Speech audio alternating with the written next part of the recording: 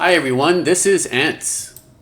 Today I'm going to show you basically a side-by-side comparison over some work I'm doing between migrating my existing libGDX 3D project to Godot 4.3 basically, and this is just after a couple of days over the weekend. I just got kind of like a skeleton working on Godot and doing a performance and a quality comparison between the two. So on the right is libGDX. This game I've developed for about a year and a little bit. And yes, it was my first 3D attempt, actually my second, because I did a game jam, right? That being said, as you can see, it's version 1.3, which means I've been kind of updating this, more and more. And this is available on the web on desktop. And because it's for the web, I have to strip down a lot of the polygon counts. Everything has to be extremely low poly. Everything has to be very simple because it will not be able to handle doing stuff on the web. As you can see, the FPS here right now, it's gone down to 160 on libGDX, right?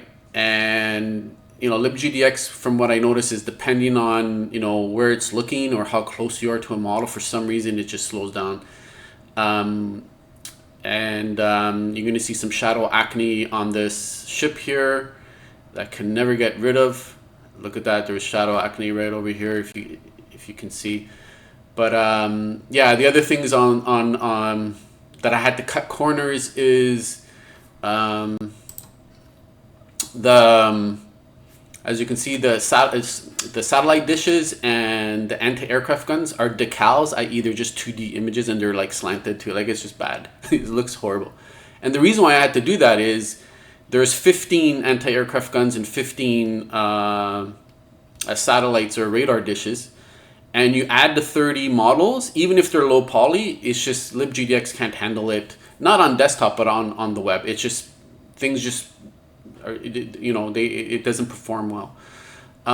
So I said, well, let's see if Godot works better. Now, keep in mind, this is a side-by-side of Godot's GLES3, i.e. the compatibility renderer. What that basically means is it's not using Vulkan. I'm going to repeat, it's not using Vulkan. This is the compatibility. This is like the worst renderer in Godot, but it's compatible with all the devices because it's OpenGL and all that, right? So it works on the web, it works on desktop, and that's great. So this is a head-to-head comparison on the OpenGL or GLES renderers between libGDX and Godot. Okay.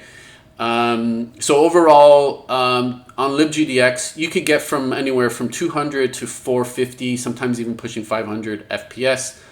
And by the way, it doesn't matter if a lot of people say, "Oh, this is not a really good test. It's side by side." No, on the foreground, it's rendering like 10 FPS, 15 FPS. It's the same amount of numbers. I've done the testing and all that. And they're affected either way. Both are going to be affected. When I go to Godot, then libGDX get affected. If you go to libGDX, then Godot is going to be affected. So I want to take that into account.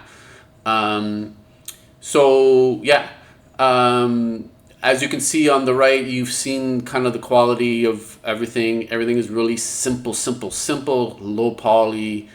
Not that many models. There's 2 planes, 2 bombers, a helicopter carrier, a ship, and 6 factories. That's the only 3D models, and then the actual terrain. But let's go to the Godot version here, and now you have over 100 models, and I'm at 500 FPS here. Over 100. I haven't counted, but there's over 100 models, right? I'm using 3D tile maps, right? I actually started it. I remember way back, I started trying to use tile maps with the libGDX version, and it's just horrible performance. Better shadows, cascading shadow maps, they actually work on the web for Godot. You have rotating anti-aircraft guns, and not only more buildings, but but higher quality polygon count on the buildings, right? Um, and the terrain is better, the better flat map blending. Um, as you can see, the shadows are working fantastic. Nice quality shadows. Right? And the FPS, yeah, it goes on to 400, but it kicks up to 600 sometimes. Right? Now look left and right and look at the difference.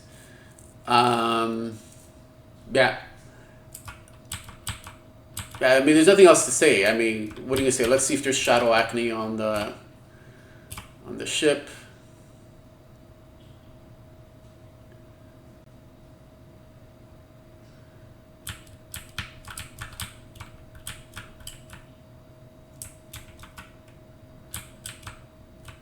Sorry.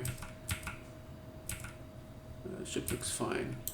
Yeah. So yeah, I mean, this was just an experiment, and again, I did it over like mostly Sunday was raining and all, and I didn't have much to do. It's horrible weather. It's actually still raining now, but yeah, and I'm just saying, you know what? Let's see what kind of Godot can do, and not only does things get developed fairly quickly, but yeah, things look better. So the only thing that I would say, libGDX has a better water shader, and the reason why it has a better water shader is it's from Mundus, and it was developed by James T. Kahn, and he did a great job on not only the reflections of the water, but also the depth. You can see a little bit beneath it and all that kind of stuff. So I put together this on the left of the water shader of Godot, over the weekend. I'm pretty sure I could implement all that and everything. So yeah, just the colors just seem more washed out on libGDX too, and keep in mind that, like I said, if I switch to the Vulkan renderer for the desktop, you're gonna get such amazing, not only 20% more performance on the desktop and mobile Vulkan support, but also better lighting, SSAO, just better everything. So looking forward to that. So basically, this test basically confirmed it's just best just to move over. I mean, things are just easier to code and get stuff done. You're not fighting the framework, right? So yeah. So all this extra, because a lot of people are gonna say, well, look at the models, you use better. Well, the reason why you can't use better models on the libGDX is the performance will like if you put 15 models of the satellite dishes and 15 of the anti-aircraft guns, things will slow down even worse on libGDX, right? So and then the tile maps, like look at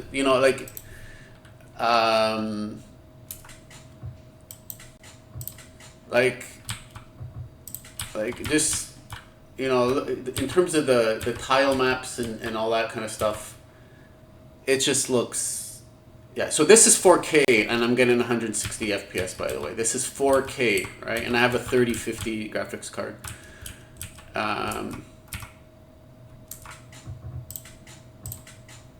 Go back, we're back to 600. So yeah, I mean, like you can't compare left and right here. Like it's just like a completely different game, and you get better performance, and you have more options on the desktop renderer and get actually even more advanced features and all that kind of stuff. So yeah, it's been decided for me. I mean, it's just a no-brainer. Anyways, thank you for watching, and take care. Bye.